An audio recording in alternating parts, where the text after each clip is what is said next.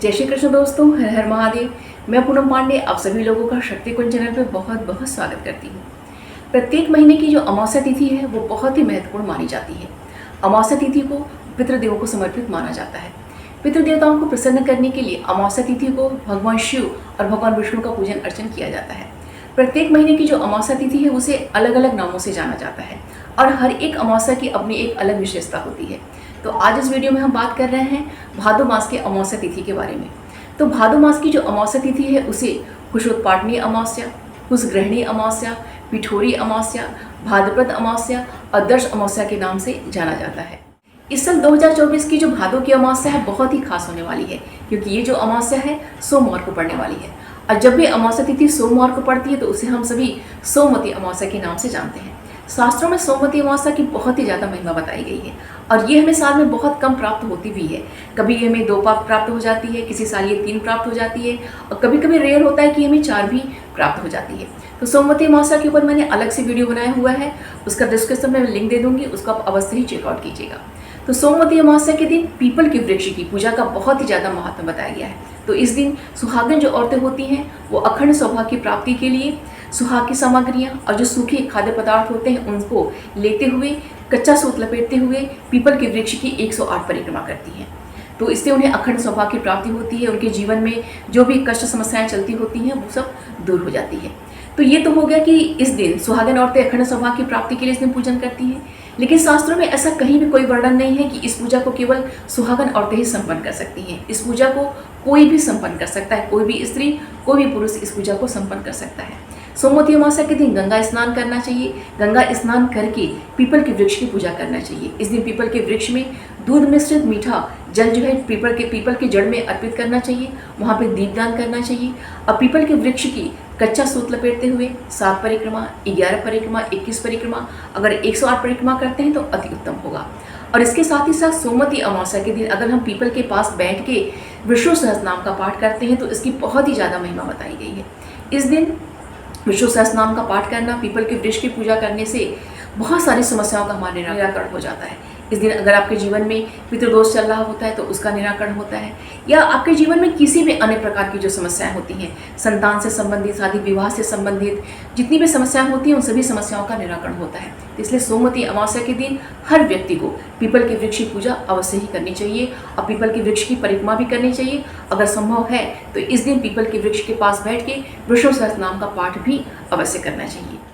भादो मास की जो अमावस्या तिथि है उसे कुशोत्पाटनी अमावस्या के नाम से जाना जाता है, जिसका मतलब है कुश का उत्पाटन, अर्थात कुश को उखाड़ना।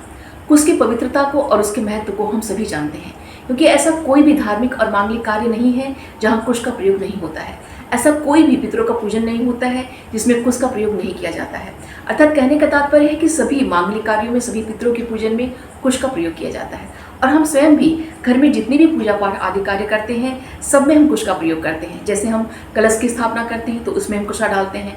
देवी देवताओं के ऊपर जल छिड़कने का जो हम कार्य करते हैं वो कुशा से ही करते हैं। अगर हमने हाथ में पूजा के समय सोने की अंगूठी नहीं पहनी है तो हाथ में हम पवित्री जो है जो कुशा का ही पवित्री धारण करते हैं। इसके अलावा तीज का जो पूजन है, जितिया का पूजन है, छठ का पूजन है और अन्य जो हमारे जो व्रत और त्यौहार होते हैं सभी में कुशा का प्रयोग किया जाता है। तो कहने का मतलब यहाँ पे ये है कि कुशा का प्रयोग हर जगह किया जाता है और कुशा को बहुत ही ज़्यादा पवित्र माना जाता है। कुशा कभी भी अपवित्र नहीं होती है और कभी भी ये जो बासी नहीं मानी जाती है। कुशा के जो जड़ में भगवान ब्रह्मा का वास माना जाता है, कुशा के मध्य भाग में भगवान विष्णु का वास माना जाता है और कुशा के जो अग्रभाग में भगवान शिव का वास माना जाता है। इसीलिए कुशा को बहुत ही ज़्यादा पवित्र और बहुत ही ज़्यादा मंगलकारी माना जाता है। लेकिन इतनी पवित्र कुशा को उखाड़ के लाने का जो नियम बताया गया है हमारे शास्त्रों में, उसकी विधि बताई गई है और उसके मंत्र बताए गए हैं।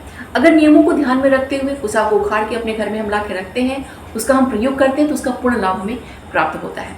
कुशा को उखाड़ने की जो तिथि निर्धारित की गई है वो है अमावस्या तिथि। हम किसी भी महीने की अमावस्या तिथि को कुशा उखाड़ के अपने घर ला सकते हैं और उस कुशा का हम 1 महीने तक प्रयोग कर सकते हैं, क्योंकि जो किसी भी अमावस्या तिथि को लाया गया जो कुशा है वो 1 महीने तक शुद्ध और पवित्र मानी जाती है। लेकिन अगर भादो मास की जो कुशोत्पाटनी अमावस्या है, इस अमावस्या तिथि को अगर कुशा उखाड़ के अपने घर में लाते हैं तो ये इस कुशा का हम 1 साल तक प्रयोग कर सकते हैं, क्योंकि ये जो कुशा है 1 साल तक शुद्ध और पवित्र मानी जाती है। अब यहाँ पे ध्यान दीजिएगा कि भादो मास की जो कुशोत्पाटनी अमावस्या है अगर सोमवार को पड़ जाती है तो इस दिन अगर जो हम कुसा उखाड़ के अपने घर में ला के रखते हैं तो इस कुशा का हम 12 वर्षों तक प्रयोग कर सकते हैं। 12 वर्षों के लिए ये जो कुशा है शुद्ध और पवित्र मानी जाती है, ऐसा शास्त्रों में वर्णन है। इसीलिए 2024 की जो कुशोत्पाटनी अमावस्या है बहुत ही खास होने वाली है, क्योंकि इस दिन जो हम कुसा उखाड़ के लाएंगे अपने घर में रखेंगे, हम 12 सालों तक उस कुसा का हम प्रयोग कर सकते हैं अपने सभी पूजा पाठों में, अपने सभी पितरों आदि की पूजा पाठ में।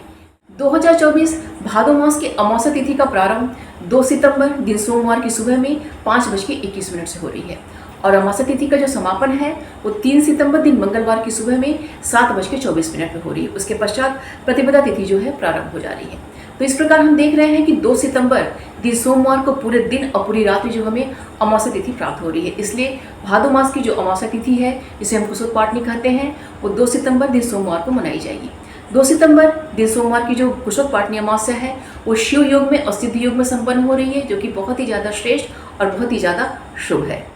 हमारे शास्त्रों में जो कुसा उखाड़ने का नियम बताया गया है उस नियम का हमें अवश्य ही पालन करना चाहिए।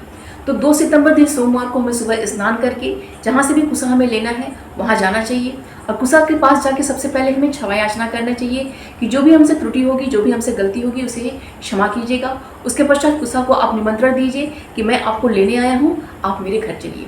उसके पश्चात पूर्व या उत्तर दिशा की ओर मुँह करके अब ओम हुम फट स्वाहा यह मंत्र बोलते हुए कुसा को आप उखाड़िए। कुसा को कभी भी जड़ से नहीं काटा जाता है और कभी कुसा को अग्रभाग नहीं काटा जाता है। हमेशा ही कुसा जो है साबुत प्रयोग किया जाता है, इसीलिए हमेशा कुसा को जड़ से उखाड़ा जाता है। तो 2 सितंबर दिन सोमवार को जो कुसा है उखाड़ के आप अपने घर लाइए और उसे संभाल के रखिए, क्योंकि ये जो कुसा है आप 12 वर्षों तक इसका प्रयोग कर सकते हैं, क्योंकि 12 वर्षों के लिए आप बिल्कुल निश्चिंत हो गए। 12 वर्षों के लिए जो 12 वर्षों तक आपका ये जो कुसा है पवित्र और शुद्ध माना जाएगा और इस कुसा का 12 वर्षों तक अपने सभी मांगलिक कार्यों में, सभी पितरों की पूजा आदि में इसका आप प्रयोग कीजिए।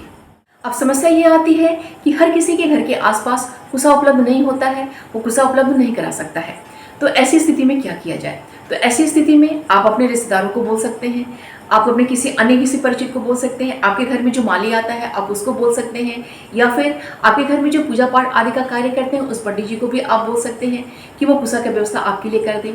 अगर 2 सितंबर के दिन कुसा ला के आपको वो नहीं भी दे रहे हैं तो 2 सितंबर के दिन कुसा उखाड़ के वो अपने पास रख लें, तो जब आपकी उनसे मुलाकात हो तो वो आपको उसको दे दें। कहने का मतलब यहाँ पे ये है कि कुछ भी व्यवस्था करिए, कुछ भी आप दिमाग लगाइए, लेकिन 2 सितंबर के दिन कुसा का व्यवस्था आप कर लीजिए, क्योंकि ये जो मौका है बार बार उपलब्ध नहीं होता, बार बार हमें नहीं मिलता है। तो उम्मीद करती हूँ कि यह वीडियो आप सभी के लिए बहुत ही उपयोगी होगा। वीडियो को प्लीज़ लाइक कीजिएगा और शेयर कीजिएगा अपने दोस्तों और रिश्तेदारों के संग। चैनल पर अगर नए हैं तो प्लीज़ चैनल को सब्सक्राइब अवश्य कर लीजिएगा। मिलते हैं अगले वीडियो में। अपना और अपनों का ख्याल रखिएगा। जय श्री कृष्ण, हर हर महादेव।